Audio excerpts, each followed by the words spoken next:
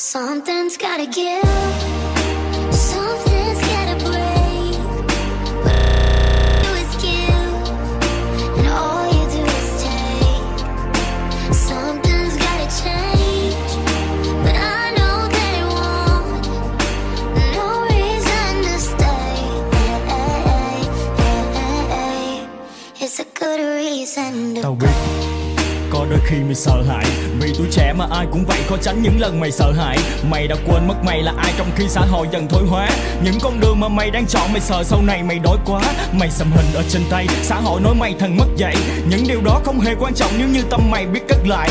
Mày có thể đéo có việc làm nhưng bản thân mày phải tự lo.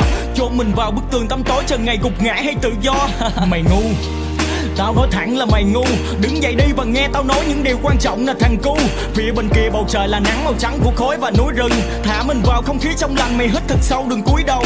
Mày nói nếu thất bại sẽ không sao, vậy mà giờ mày khóc ngồi một chỗ dưới mông tao. Cuộc sống này là vậy, nếu mạnh mẽ thì theo tao. Nhìn lại gia đình mày, cuộc đời mày, nếu muốn treo cao ready.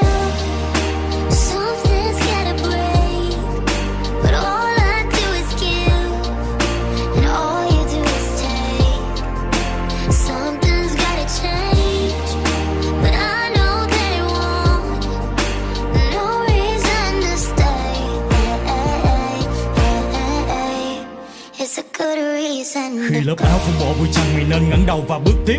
Ba mẹ mày vẫn còn đợi mày nếu muốn trả ơn từ kiếp trước. Nếu mà mày ước khát trước, nước mắt chảy đâu rớt xuống. Vậy nên bây giờ mày phải cố gắng bản thân hoàn thiện những ước muốn.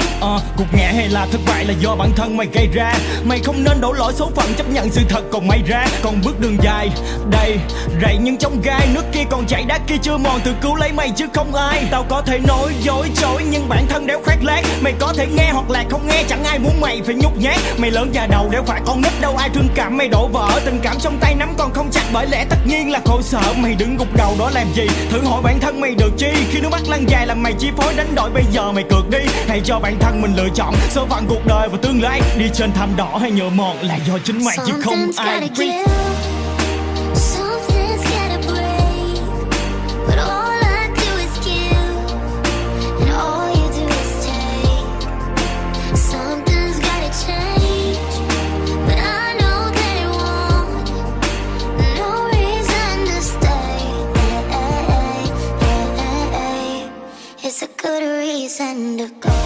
Ai cho tôi bờ vai để mãi tôi vững tin.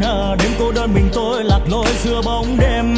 Có lắm lúc mệt tự hỏi rằng dẫu khi trong hoang vu trong giấc mơ tôi là ai, nhưng tim tôi tự bảo rằng phải cố lên.